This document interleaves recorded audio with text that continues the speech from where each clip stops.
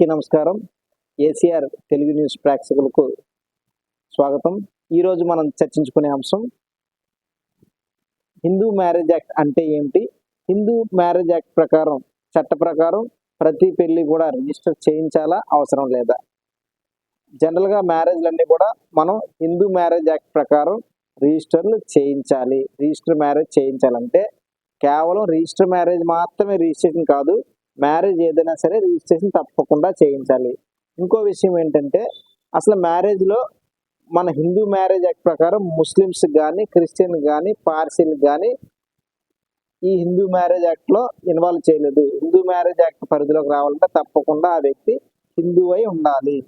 తర్వాత valid marriage, void marriage, voidable marriage, రెండు రకాల మ్యారేజ్లు ఉన్నాయి. అసలు వాయిడ్ మ్యారేజ్ అంటే ఏంటి, వాయిడబుల్ మ్యారేజ్ అంటే ఏంటి అంటే, ఒకే ఇంటి పేరుతో ఉన్న వ్యక్తి ఇంకొక ఇంటి పేరుతో కాకుండా అదే ఇంటి పేరుతో ఉన్న వ్యక్తులు కానీ పెళ్లి చేసుకున్నట్టయితే అలాంటి పెళ్ళిళ్ళు చెల్లవు.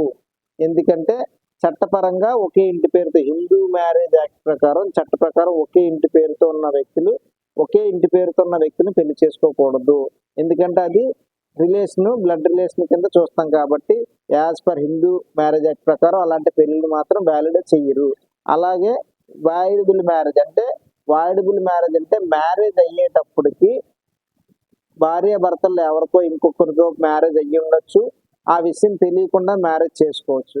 లేదా ఆల్రెడీ మ్యారేజ్ చేసుకునే అమ్మాయి ప్రెగ్నెంట్ అయ్యి మళ్ళీ తర్వాత మ్యారేజ్ చేసుకోవచ్చు. అంటే కొన్ని రకాల సిచ్యువేషన్లు, అంటే ఇంపార్టెన్సీ, అంటే అబ్బాయి తాలూకు మ్యారేజ్ అయిన తర్వాత పిల్లలు పుట్టకపోవచ్చు. అలాంటి విషయాల్లో ఏమన్నా సరే అది కోర్టు వారికి తెలియజేస్తే వాయిడబుల్ మ్యారేజ్ అవుతుంది. అంటే ఫ్యాక్ట్ చెప్పకుండా మ్యారేజ్ చేసుకున్నారు కాబట్టి అలాంటి మ్యారేజ్లు కూడా రద్దు చేయబడతాయి.